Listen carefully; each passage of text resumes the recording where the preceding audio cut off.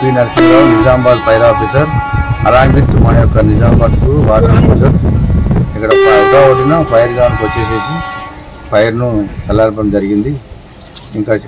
ఇంకా రైట్ సైడ్కు చాలా costly computers అవి సిస్టమ్స్ ఉన్నాయి కనుక మా ఫైటర్స్ మా ట్రైనింగ్ చేసే పరిస్థితి వచ్చారు.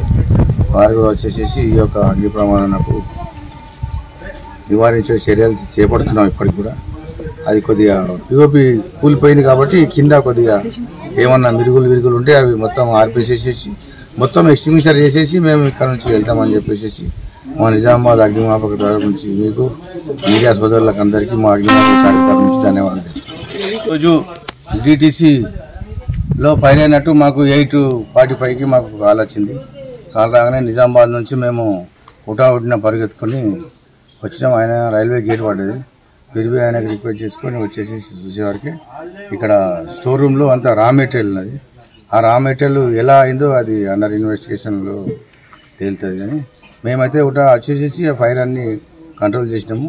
ఆ పిఓపి మీద పడుట్ల ఈ ఫైర్ కొద్దిగా పొగలు వస్తున్నాయి కనుక ఇంకొద్దిగా ఆలస్యమైన పడితే ఇటు రైట్ సైడ్కు కొన్ని కంప్యూటర్స్ మరియు చాలా కాస్ట్లీ ఐటమ్స్ ఉన్నాయి.